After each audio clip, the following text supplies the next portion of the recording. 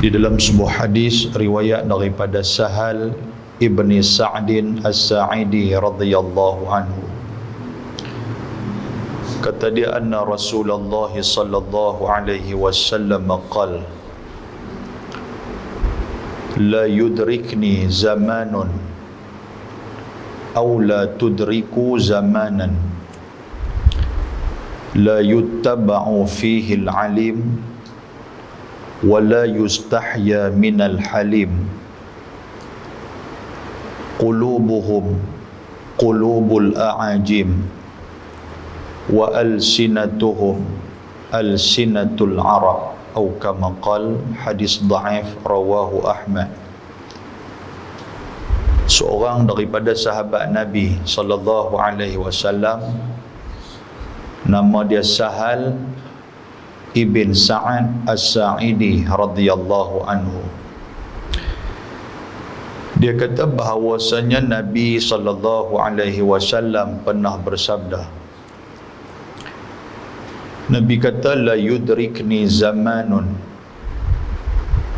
Nabi kata, aku minta supaya Allah subhanahu wa ta'ala tidak menemukan aku dengan satu zaman, aw la tudriku zamanan, ataupun aku minta juga kepada Allah, mudah-mudahan hampa semua ditujukan kepada para sahabat Nabi, hampa semua la tudriku zamanan, hampa semua tak jumpa zaman tu. Hadis ni nak abang apa tuan-tuan? Nak kata Nabi SAW, Tuhan bagi kepada dia gambaran macam mana satu zaman yang akan datang. Tuhan tunjuk kepada Nabi, sehingga kan Nabi SAW dia berasa bimbang, takut-takut Allah Ta'ala mempertemukan benda tu pada zaman dia. Dan Nabi pun dia minta bukan hanya kepada diri dia, dia minta simpang ni, jangan bagi jumpa zaman tu bukan hanya pada diri dia, tetapi juga kepada para sahabat dia.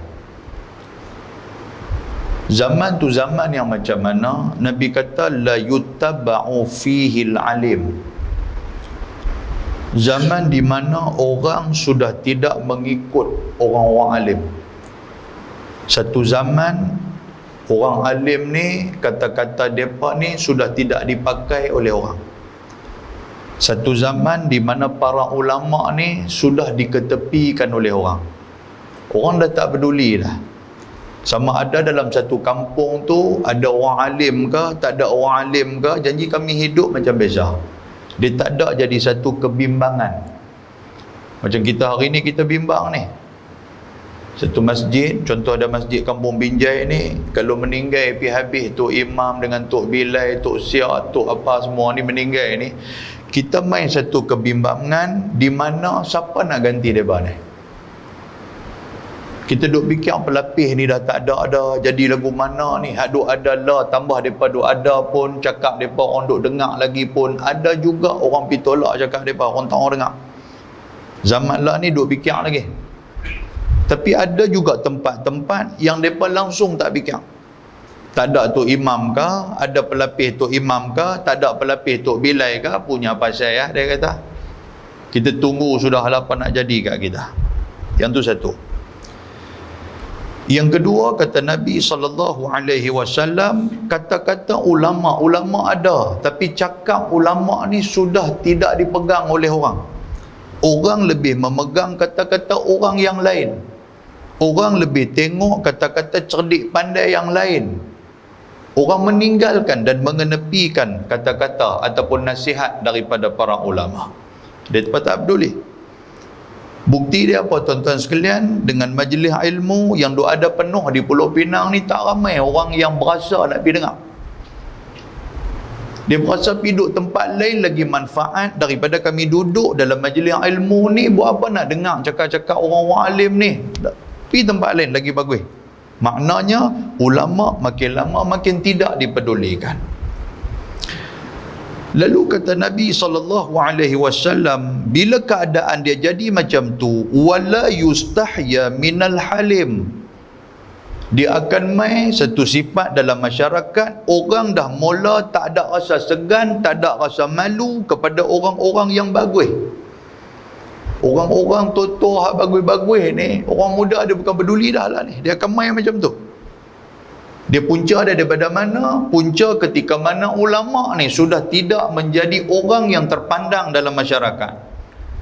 Punca datang mana? Apabila kata-kata ulama, apabila ada golongan yang duk lawan ulama ni makin lama makin ramai dalam masyarakat, menyebabkan orang dah mula hilang rasa segan, rasa malu kepada orang-orang yang bagus-bagus.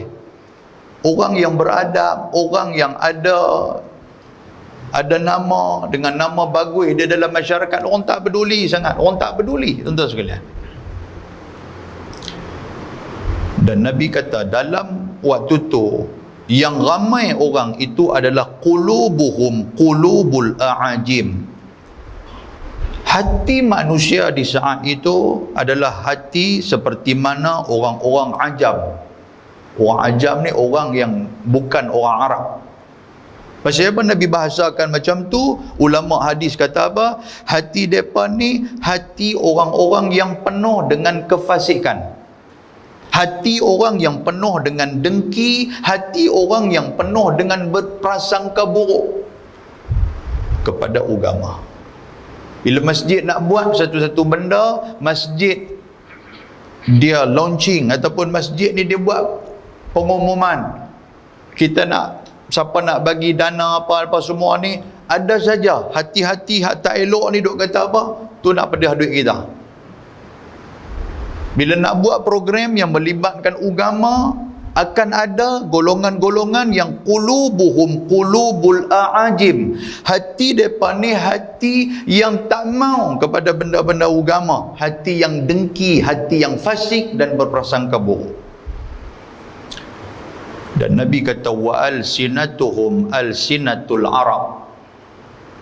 Dan mulut-mulut mereka, lidah-lidah mereka seperti mana lidah-lidah orang Arab yang lancang dan lantang untuk nak menentang agama dan juga para ulama. Muslimin dan muslimat yang dirahmati Allah Subhanahu wa taala. Tuan-tuan, ini keadaan dia. Yang Nabi dia minta kepada Allah Taala supaya Nabi tidak dihidupkan pada zaman tu.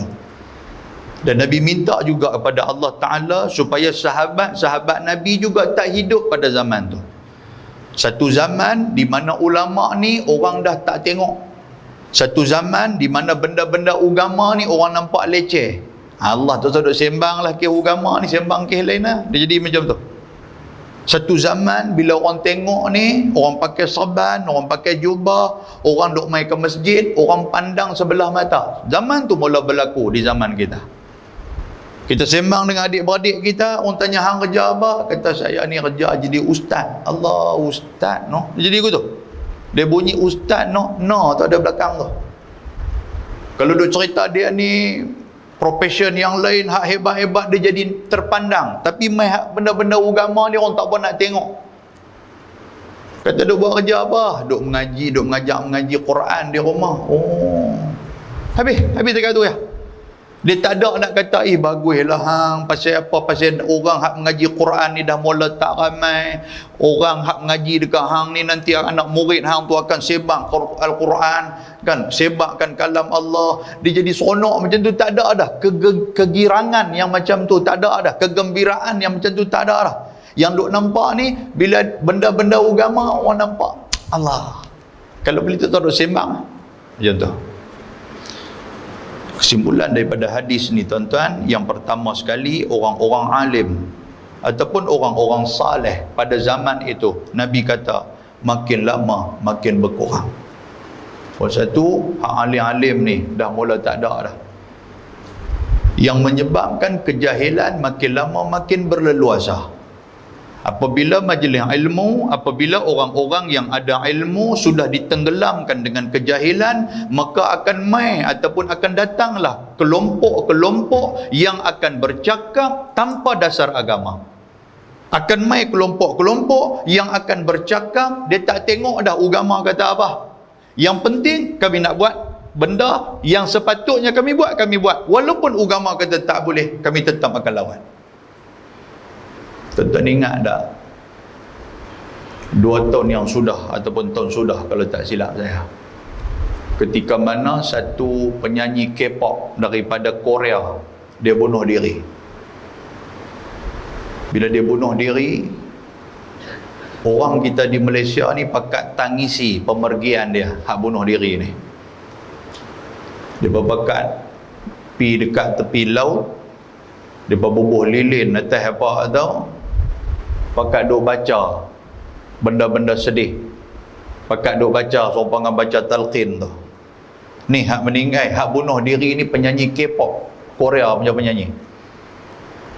Tiba-tiba sahibu samahah, waktu tu Datuk Mufti kerajaan negeri wilayah persekutuan, aduk jadi menteri lah ni, dia bawa keluar satu fatwa, dia kata benda ni benda haram dan membawa kepada syirik.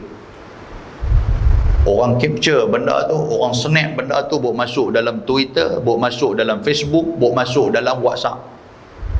Tuan-tuan tengok macam mana anak-anak muda kita ni berapi-rapi hantam Datuk Mufti yang bawa keluar kenyataan itu berdasarkan kepada agama. Dia tibai, dia kau-kau punya tibai, tuan-tuan sekalian. Yang hadut tibai ni siapa? Budak-budak yang kata agama Islam, anak-anak kita ni. Tuan-tuan nampak tak? Benda tu berlaku depan mata kita melalui hadis Nabi SAW yang Nabi dah abang dah. Nabi kata bila ulama orang dah tak peduli dah, bila kata-kata ulama orang dah tak terima dah, maka kejahilanlah yang akan mendominasi di saat itu. Bila kejahilan mendominasi, depa akan hantam, depa akan herdik, dan juga depa akan buat macam mana sekalipun untuk menunjukkan kejahilan depa, walaupun apa yang diucapkan oleh para ulama itu adalah main daripada agama. Depa tak pandang agama dah. Muslimin dan muslimat yang dirahmati Allah Subhanahu wa taala. Kesimpulan yang seterusnya, apabila kejahilan sudah bermaharajalela dalam masyarakat kita, maka akan timbullah bermacam-macam penyakit dan barah dalam masyarakat. Kita menikah belungguk-lungguk, tuan-tuan sekalian, pergi duduk sekali dapat anak 3-4 orang. Ni barah ni. Jahil dengan Al-Quran, barah dalam masyarakat. Tak semayang, berlungguk-lungguk dalam masyarakat, itu merupakan barah dan penyakit dalam masyarakat. Pasal apa tuan-tuan? Pasal ilmu tak ada, para ulama tak ada, pada hak ada pun hamba tolak.